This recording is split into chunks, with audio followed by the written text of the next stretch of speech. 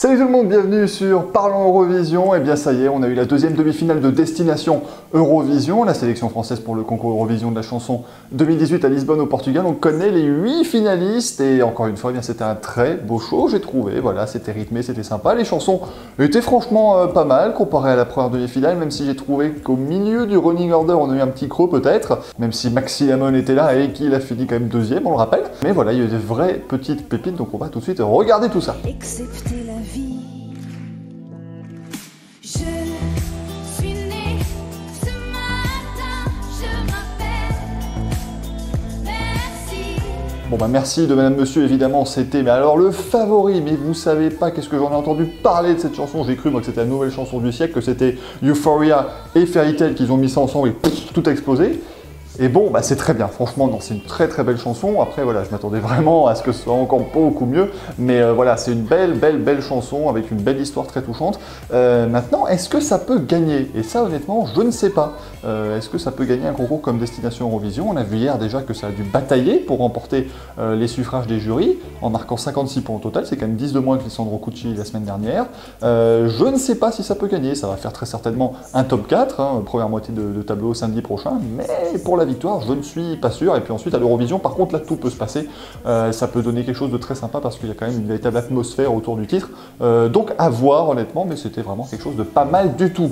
Bon, bah Maxi Lamon, hein, que voulez-vous alors, j'étais assez sévère hier quand j'ai vu ça à chaud. Maintenant, j'ai réécouté un peu la chanson, j'ai revu un petit peu tout ce qui était autour. Franchement, voilà, ça reste bien, c'est vraiment pas mal non plus. Je comprends pas comment ça puisse finir deuxième à 2 points quand même de gagner le jury, ce qui est quand même assez fou, et ce qui peut inquiéter certains pour la finale de samedi, parce que franchement, ça reste quand même quelque chose qu'on a entendu très souvent, je trouve. Mais bon, il est jeune, voilà, il est frais, c'est un vrai côté, voilà, sympa pour les gens, ça les touche directement.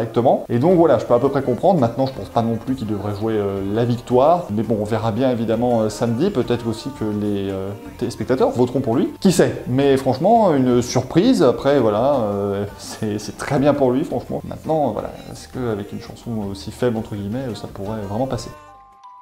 Je serais resté ici pour que tu me retiennes. Je n'aurais pas vu Lisboa ni Jérusalem. Alors vous avez vu avant derrière moi hein, que je vous mettais la chanson d'Igit, Lisboa et Jérusalem, ici c'est celle de Nassi, Rêve de gamin, les deux ont fini à la 3e place du classement, et alors Igit honnêtement, mais c'était une claque. Je m'attendais vraiment à ne pas aimer du tout la chanson, je pensais que ça allait vraiment pas être mon style, une chanson, voilà, chanson française assez vieillotte, et en fait, mais c'est excellent, l'histoire est extrêmement bien racontée, Igit est un véritable grand artiste, et puis voilà, toutes les villes comme ça, d'un côté vraiment très sympa, le chœur à la fin, bon bah c'était absolument exceptionnel. Je m'attendais pas à ça de quelqu'un comme Igit. Franchement, voilà, c'était très chouette. Et puis en Nassi, bon, ça reste efficace. Après, honnêtement, moi je trouve que c'est vraiment du Stromae, mais genre, si on me disait demain que Stromae chantait cette chanson, j'aurais dit bah oui, tout à fait, ça me surprend pas du tout. Surtout, voilà, le refrain, l'instru du refrain, tout ça, c'est vraiment, je trouve que ça fait vraiment beaucoup trop entendu. Et puis franchement, ça c'est pas méchamment que je le dis, mais il y a un très gros problème sur le live.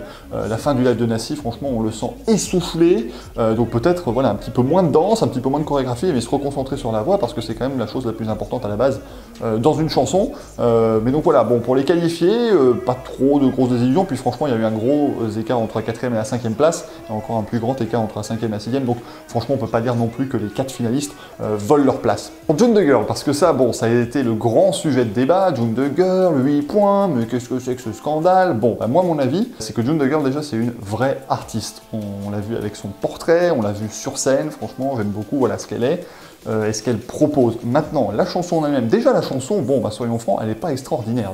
Franchement, c'est pas une mauvaise chanson du tout, mais voilà, c'est encore une fois assez plat, je trouve pas que ça puisse vraiment faire se lever les foules.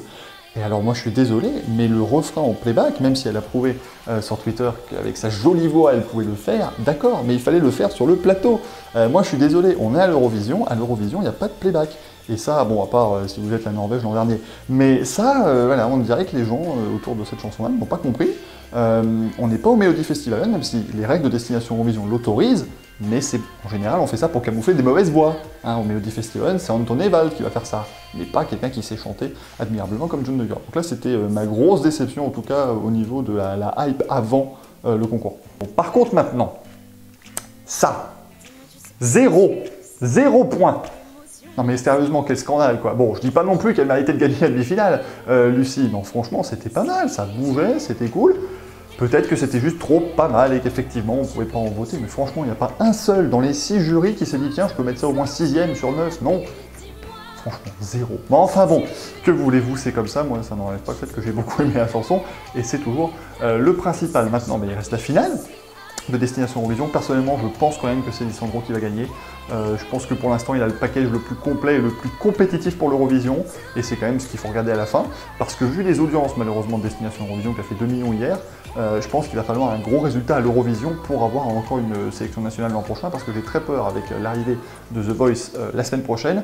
Si on passe sous les 2 millions pour une finale nationale, bon, on est vraiment mal parce que France 2, moins de 2 millions un samedi soir, c'est pas non plus exceptionnel. Donc voilà, ça c'était mon avis sur la deuxième demi-finale. N'hésitez pas à me donner le vôtre dans les commentaires de cette vidéo. N'hésitez pas à mettre un pouce bleu, ça me dit que vous avez aimé la vidéo, donc c'est toujours quelque chose qui fait plaisir. N'hésitez pas à vous abonner également, parce qu'il y aura de plus en plus de vidéos tout au long de cette saison Eurovision. Et puis partagez-la bien sûr sur les réseaux sociaux, ça me ferait vraiment très plaisir. On se retrouve très vite, à la prochaine, salut!